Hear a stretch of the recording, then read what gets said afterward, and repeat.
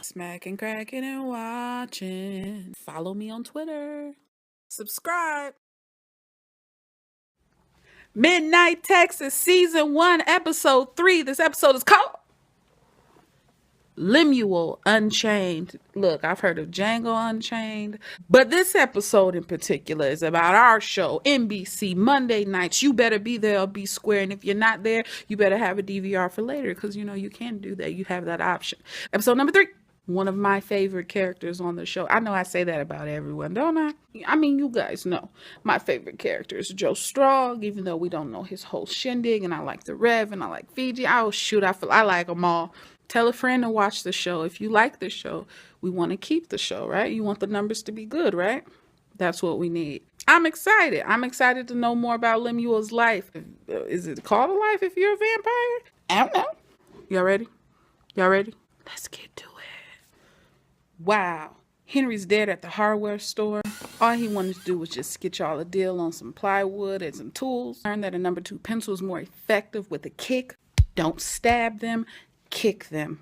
Oh, Joe is a fallen angel that's now in love. Freak is an adult, but she's still looking for her father's approval. We even had a tour bus that was a groupie blood factory. Can we get into this episode, you guys? Look, we see Bobo's skills with woodwork, and, you know, he's got an awesome thermal shirt gang.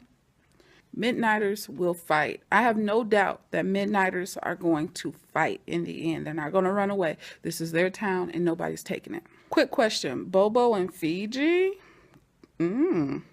Interesting. Why is Creek rushing? What is her situation? What have they said what her power is? Does she have a power? What's her story? Why was she rushing to get home? Is this chick a werewolf? Is she a werewolf? They gave a whole new definition of the term bloodshot. I'm used to bloodshot eyes. Look, they got V8 tomato juice commercials running on TV right now. I don't know what kind of thick. First of all, I don't even like thick red drinks or shots. I had juice some beets one time, and everything was red. My face was red. My freaking fingertips were red. My counters, I couldn't get out. So look, mess around with that shot. Lemuel, I know that's why you on the ground. In the beginning of this episode, we meet Lemuel's old pal, old friend. And we can only assume it's from hundreds and hundreds of years ago. Why? Because he's a freaking vampire. Guess who his friend is? Guess who Zach is? It's our homeboy from all the shows that we love. From Longmire, he's the officer. From freaking The Sun, he's a great actor. He is a great actor. He stays working, and I'm so happy to see him. What's the second reason I'm happy to see him?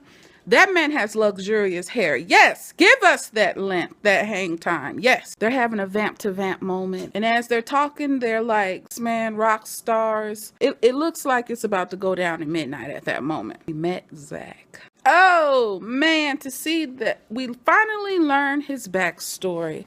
Wow, I wonder if every episode will start, breaking every character down.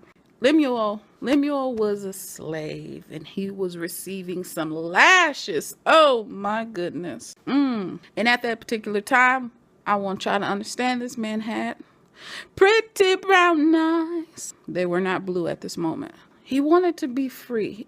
He wanted to be free. He wanted to be free, and he sought after his freedom. He even spoke with another enslaved man about getting out of those chains, and that man obviously didn't do it. That man did not make the journey to freedom. His story ended another route. Lemuel is running, still chained, not free, but he's running through that field towards the fire, and we see a man, and it's Zach. And so we know they've been vamping for some years, man. Zach says, I can offer you freedom. He can offer it, but for a cost. Then he bit him. Then he bit himself. The blood sipping man. The blood sipping. At that moment, Lemuel was able to break his chains. Wow. Fast forward, we're at the home cooking restaurant in midnight. And Pia, whatever her name is. Livia. They was beefing. Did y'all see that? Lemuel, you just gonna kiss this chick? You just gonna kiss this chick with your vampire mouth? I mean, she just gonna put her vampire mouth all up on you?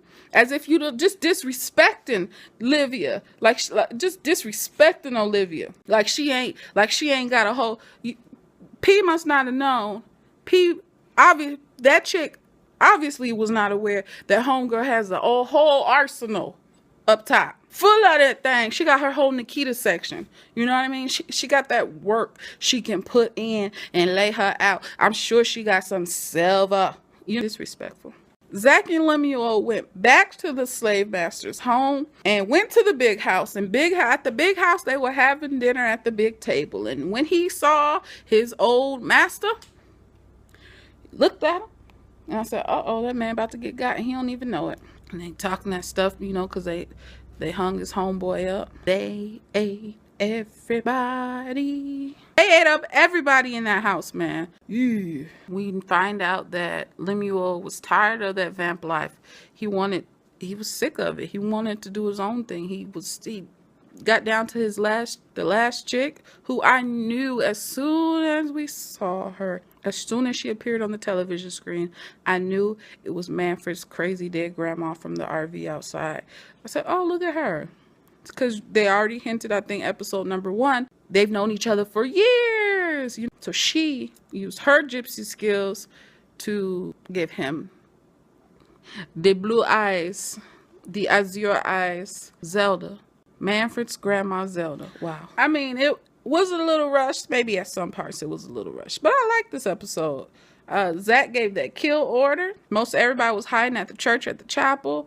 The funniest part was to see the RV kind of running over all the free vampires in the roadway. That was funny. I want to know what's the deal with Creek's dad. Or is it her dad?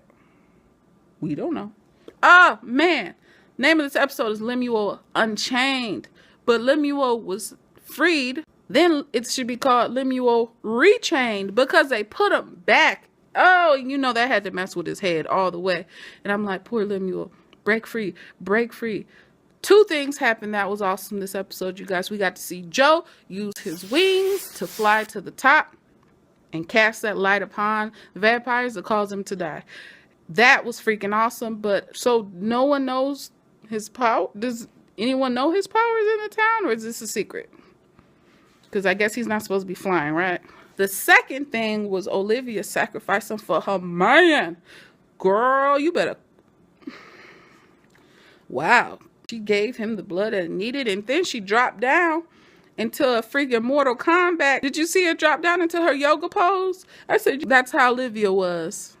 You better get down with your broke leg or your broke shin or whatever that was injured. Yes, do that for him. And he was gone in the morning. It was a good episode, man. We're learning so much. Bobo and Fiji's awkwardness is hilarious. I think he just wants to be friends. She's interested in more than that. The cat, Puss in Boots, was there talking and looking, and I'm like, look, hilarious. Anyways, until next time, you guys, drop comments below. Let me know what you liked, what you did not like, all that good stuff. Until next time, drink water, eat something green, love your family, go exercise, go do something, get your heart rate up. Until next time, peace out. Peace. Subscribe, like, comment. I'm out.